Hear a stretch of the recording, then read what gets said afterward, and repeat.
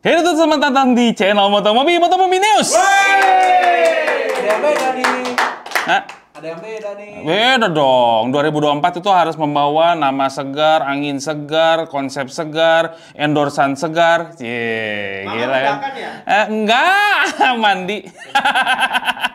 Ini di depan kita juga ada endorsan juga dari diri sendiri. Ini Motomobi, tapi kalau dibalik sini ini adalah Apar gitu ya, yang dari Motomobi bekerja sama dengan Hartindo. Jadi bisa mematikan api lithium. Oh, mama nggak kelihatan mukanya sebelah sini, kamu minggir dulu ya. Nah. Berita pertama. Deng deng deng deng deng. Deng deng deng deng deng deng deng deng deng deng. Berita pertama ini mengenai mobil-mobil yang irit-irit. Sekarang kan irit-iritan, padahal dulu tuh ada pelopornya, ada pemicunya. Salah satunya ini dalam berita, makanya ditonton sampai habis beritanya. Nih, suatu saat, pada suatu hari di tahun 93, engineer Toyota duduk bersama dan berdebat soal mobil yang pantas untuk abad ke-21. Ujung-ujungnya, mobil yang sangat efisien mengkonsumsi bahan bakar, inilah perdebatan yang memunculkan Toyota Prius. Sampai muncrat lagi. Prius itu sebetulnya artinya pertama dalam bahasa Latin, tidak lahir dengan mudah. Ide awalnya mobil ini harus 50% lebih irit dibandingkan mobil yang biasa-biasa aja. Mobil compact gitu ya. Pada saat itu, tapi gagasan tersebut dipatahkan oleh Vice President Research dan Pengembangan Toyota. Pada waktu itu tuh si Akihiro, Pak Akihiro Wada, bukan si ya. Pak Wada ini memerintahkan anak buahnya untuk keluar dengan konsep mobil yang 2 kali lebih hemat bahan bakar dari mobil yang paling irit. Gila juga. Permintaan yang rasanya itu kayaknya nggak mungkin gitu ya, membuat para insinyur bekerja keras. Mereka harus punya ide out of the box, jadi keluar dari kotak. Tapi dengan dana riset setara $6 juta, tentunya ini ya bisa lah. Meski prakteknya pasti nggak mudah juga. Pak Wada ini memunculkan konsep sistem penggerak hybrid yang menyatukan motor mesin biasa sama mesin listrik gitu. Tapi yang mesin listrik itu pakai baterai NIM, nickel metal hybride gitu ya. Hybrid. Ya ini kan kalau Prius itu ya motor listrik dan mesin 4 silinder bekerja sama untuk menggerakkan suatu mobil. 2 tahun kemudian nih, tepatnya di tahun 95, event Tokyo Motor Show, pada saat sekarang tuh udah Tokyo Mobility Show. Saat Mazda muncul dengan mesin rotarinya, Subaru dengan mesin boxer 4 silinder, Toyota malah mengeluarkan mobil yang bentuknya nggak mudah diingat. Apaan sih tuh? Oh, depan gitu doang, kayak gitu ya. Warnanya juga kuning. Apaan kuning gitu ya, untungnya nggak ngambang gitu ya. Apaan tuh? Tapi dia di depan itu ada kayak semacam plakat gitu, bertuliskan Toyota Energy Management System, Apa tuh? Udah pada penasaran tuh. Nah, cuman sedikit sih pengunjung yang sadar kalau mereka sedang melihat masa depan dunia otomotif, Toyota Energy Management System kemudian berubah menjadi Toyota Hybrid System. Ini kata Toyota, mobil konsep mereka mampu menghasilkan konsumsi BBM 30,3 km per liter. Sama kayak Suzuki V-Strom-nya Ami nih kemarin.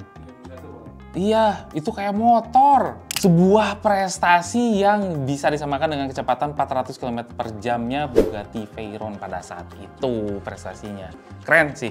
Toyota Prius juga mulai dipasarkan di Jepang pada tahun 97 dan jadi mobil pertama di dunia yang berpenggerak hybrid dan dijual massal. Gila nggak Toyota?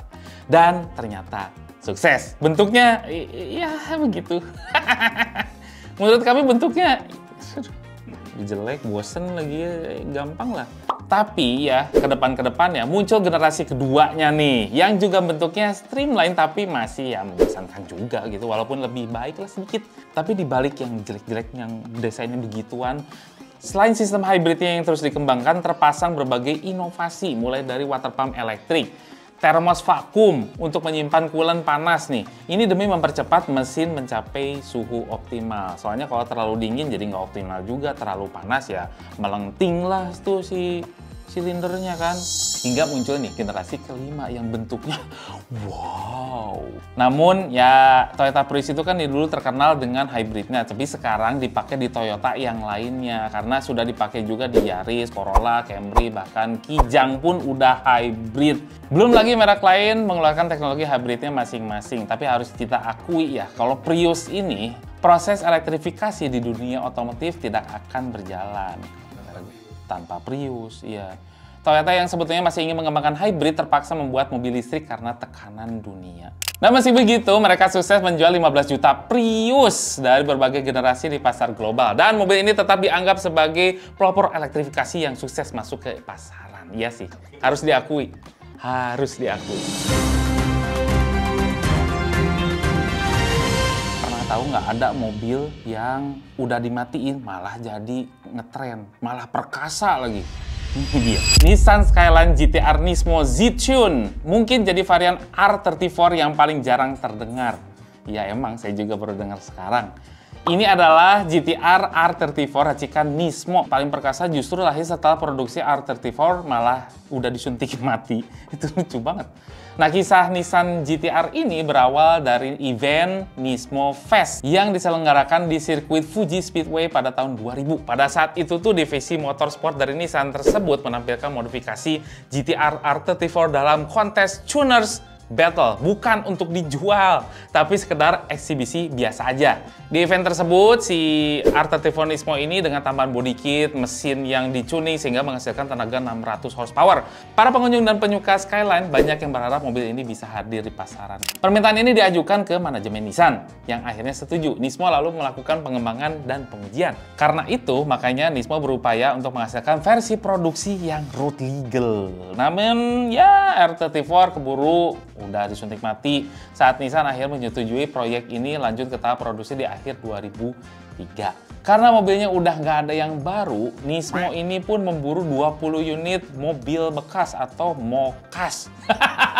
Tapi yang dipilihnya adalah GT-R V-Spec JDM dengan kilometer kurang dari 30.000 km untuk dijadikan sebagai mobil donor.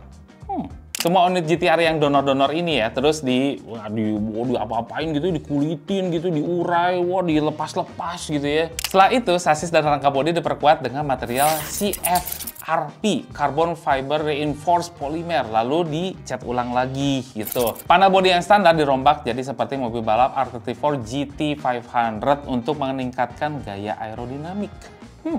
Bumper depan dan belakang, fender, kap mesin, pinggul model, white body, hingga spoiler menggunakan bahan yang tadi, yang carbon fiber ya. Interior Nismo ini ya pasti kena juga nih. Dikemas lebih mewah, nyaman dengan baluran kulit Alcantara. Ini bedanya versi prototipe yang menganut interior full balap. Ada roll cage dan sebagainya juga. Setir diganti versi terbaru dari Nissan. Tuas transmisi diganti versi baru juga dari bahan titanium kayak iPhone ya. Pada dashboard terpampang tachometer berlatar putih dengan batas 11.000 RPM. Speedometer juga diganti dengan versi redline di angka 320 km per jam. Mesinnya RB26 DETT. Spek blok pajak bawaan mobil balap GT-R GT500 yang dicuning ulang. Mesin racikan baru ini diberi kode Z2 ya, Z2 oleh Nismo. Mesin 6 silinder berkapasitas 2800 cc itu di bore up dan di upstroke juga. Klep, kruk as, piston set, noken as, racik ulang, injektor bensin juga udah diganti high pressure. Lalu udah desain kepala silinder dan saluran intake pun disesuaikan dengan keromakan pada ruang bakar. Terus dikasih turbo ihi gitu ya. Sampai dipasangin dua tuh mesinnya pakai ihi tadi gitu ya. Gila. Mesin Z2 racikan baru ini gara-gara kayak gini ya. Mesin itu punya output yang gede banget, 500 horsepower pada putaran 6.800. Torsinya 540 Nm yang dicapai pada 5.200 RPM. Nah, transmisinya masih tetap manual, 6 speed, cuman dari Getrag. Suspensinya diganti spek balap, anti roll bar diganti dengan yang lebih tebal, bushing suspensi. Sasis juga pakai dudukan mesin diganti spek yang lebih kuat. Titik beban dan grafisasi serta geometri dikalibrasi ulang supaya bisa tetap enak balapan. Nah, remnya juga pasti dikasih Brembo. Cakram depan, belakang diganti ukuran lebih gede.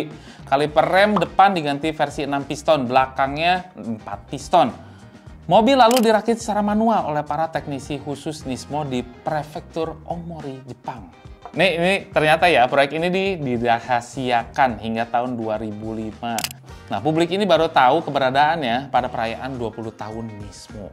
Saat itu diumumkan hanya ada 20 unit edisi terbatas yang diproduksi. Sebanyak satu prototipe plus 19 unit versi produksi berhasil dibuat dari tahun 2005 sampai 2007. Dari 19 unit yang ada ini ya, karena ada 20 kan, satu unitnya itu untuk prototipe. Hanya satu unit yang dipesan khusus dengan warna Midnight Purple, sedangkan 18 unit yang lain berwarna silver. Itu siapa yang pesan? Mobil yang keberadaannya bagi mitos ini harganya dijamin luar biasa mahal. Bahkan model diecast-nya pun jadi incaran para pengumpul model mobil-mobilan. Nah, ya kan belum pada punya, kan ini mahal loh. Apalagi mobilnya.